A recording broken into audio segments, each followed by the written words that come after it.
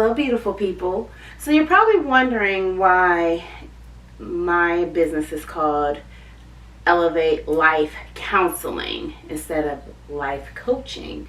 So I wanted to take a couple of minutes to explain to you the difference between counseling and coaching and why I chose to use the name Elevate Life Counseling. So stick around.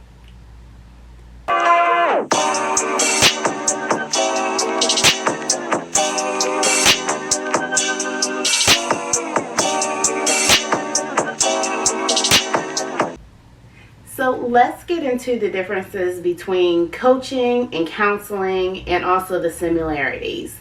When you have heard about a counselor, you have heard about someone who has all these letters behind their names and these credentials, and that is what sets them apart from somebody who's providing any other type of counseling, coaching, case management type service. So the differences between counseling and coaching, I'm going to touch on some of the main differences and talk a little bit in detail about those. So one of the first things that sets coaching and counseling apart are diagnosing. One of the biggest differences between counseling and coaching is this book right here, the DSM-5. This is a smaller version of it. I have a bigger version that has a million tabs on the side, but this is the DSM-5. It has the diagnosis in here and also gives you like the billing code and also the diagnosis code. It also has in here the criteria that has to be met in order for you to receive this diagnosis. So with counseling, this is what we do. This is what we use in order to give you that diagnosis. We don't just come up with a diagnosis like off the top of our head and say, hey, yeah, I think, Jim has this diagnosis just because. No, there's a lot that goes into being able to diagnose. So, coaching, no diagnosis needed. You could just be lacking motivation or be stuck with your goals. You need somebody to help you with your health and wellness. You need somebody to help you with your business goals, professionalism, things like that. You will never find that in a DSM-5. Okay? You will never find that you would need a diagnosis for a lack of motivation. Now, here is where they are similar. You could have goals that line up the same for your diagnosis and also for whatever you're getting coaching on.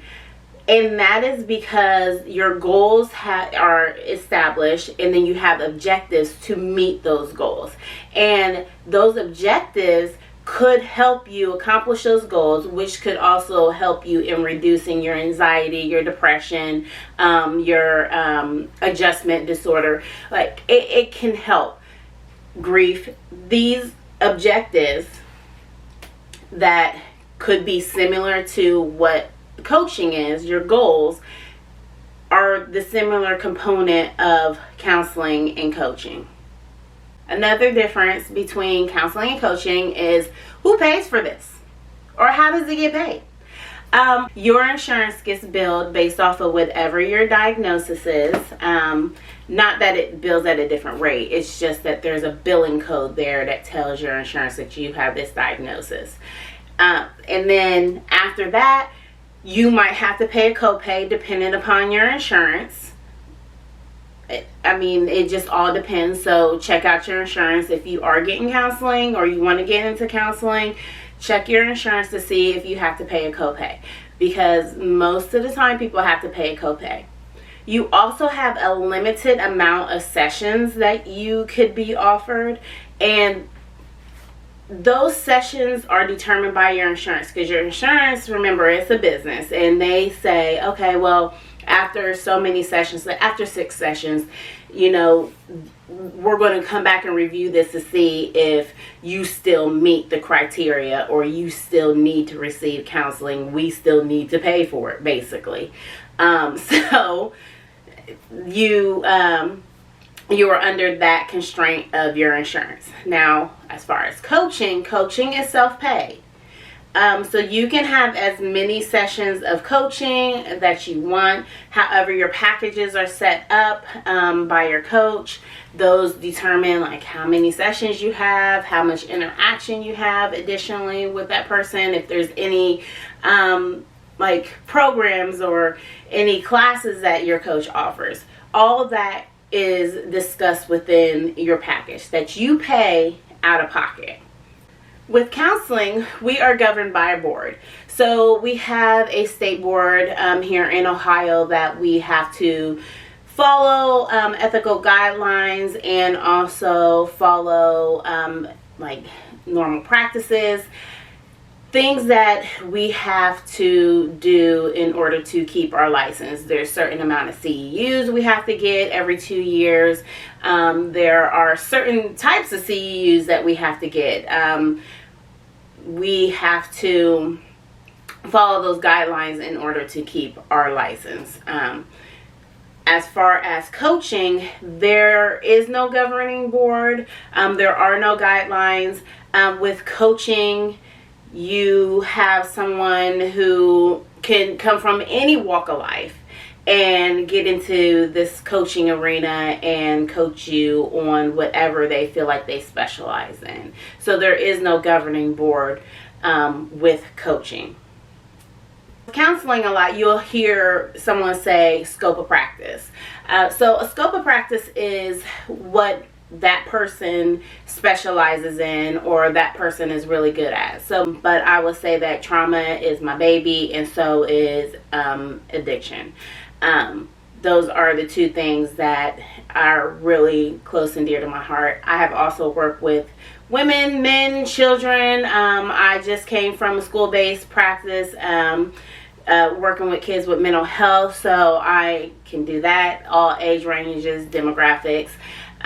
But I really love trauma work and also AOD. As far as coaching, it's unlimited. There is no scope of practice, but there is a niche. If somebody's niche is health and wellness, then that is what they mainly focus on. That's not to say that they can't do anything else, because quite frankly, if you're doing health and wellness, then motivation is one of your niches too, because it takes a lot of motivation to get somebody from point A to point B, especially in the health and wellness realm. So you have a niche and coaching and a scope of practice with counseling. Another similarity that coaching and counseling have are the assessment piece. Though the assessments look completely different, but I would hope as a coach you are using an assessment tool.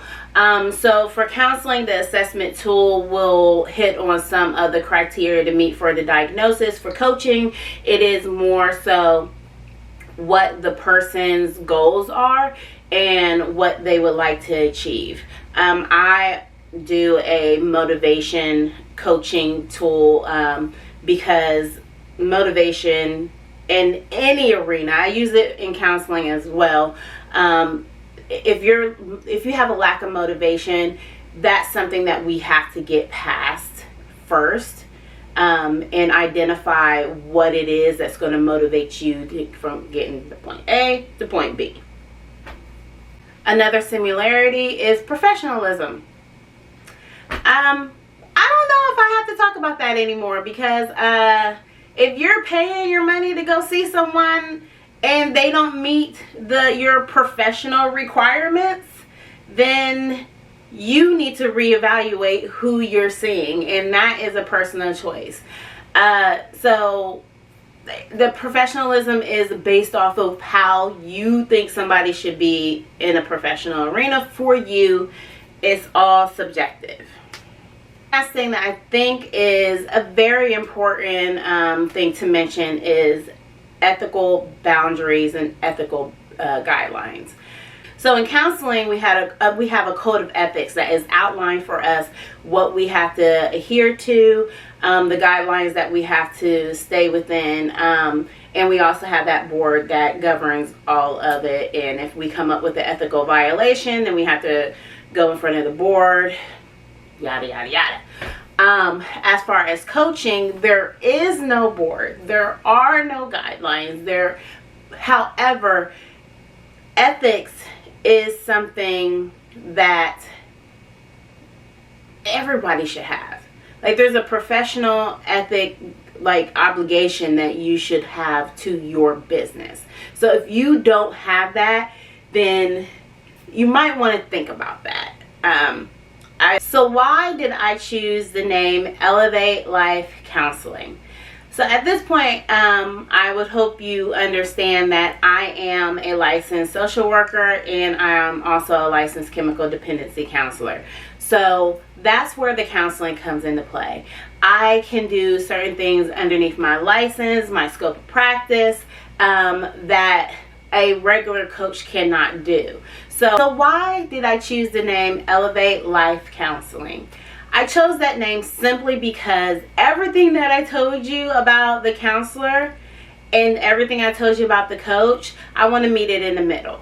So there are people out there who do not meet that criteria or have a lack of motivation, have a lack of confidence. Those are the people who I want to help out. I want to help people get from point A to point B to reach their goals. I am a goal setter. So when I talk about goals, I really mean it, like short term, long term, everything in the middle, roadblocks. I'm all about goals.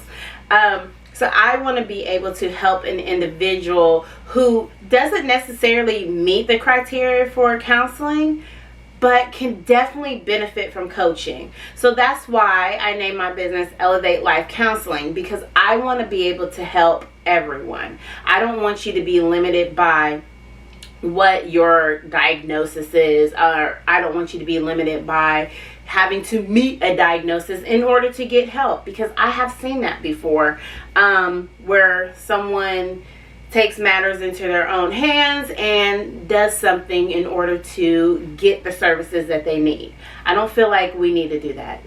We're not in those times, and we should be way past that and be able to help each other regardless of the diagnosis or not.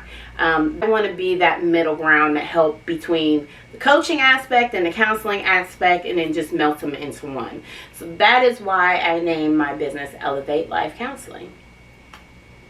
So I hope this video gave you a better understanding of what Elevate Life Counseling is. Elevate Life Counseling simply is the counseling aspect and the coaching aspect melting into one, and you getting the services that you need in order to be a much more fulfilled person. Believe me, I know what it's like to have the counseling and the coaching aspect come into play, and it has been very, very helpful in my life. I have been through ups and downs, and I have made it through because the blend of the two, counseling and the coaching. So Elevate Life Counseling simply is the counseling aspect and the coaching aspect melting into one, and you getting the services that you need in order to be a much more fulfilled person. Believe me, I know what it's like to have the counseling and the coaching aspect come into play, and it has been very, very helpful in my life. I have been through ups and downs, and I have made it through because the blend of the two, counseling and the coaching. So Life Counseling is based out of Columbus, Ohio. I also do virtual coaching through video conferences and also through phone calls. So I'm available everywhere. If you would like to talk to me about like the prospects of where this could go, or if you have any other questions, please go to my website, click on that free consultation, fill in the information there, and I will definitely get back with you. I think that if you took the time to sit down and talk to me and get to know me, and let's talk about your goals, and let's talk about what you want to accomplish, then you will see the benefit of Elevate Life Counseling, because I'm going to tackle this from a counseling perspective, but with coaching techniques. and counseling techniques. So again, you get the best of both worlds with Elevate Life Counseling. You get a counselor and you get a coach who melds all that into one. So if you want any more information, please contact me and I will be back in contact with you. All right. Bye, beautiful people.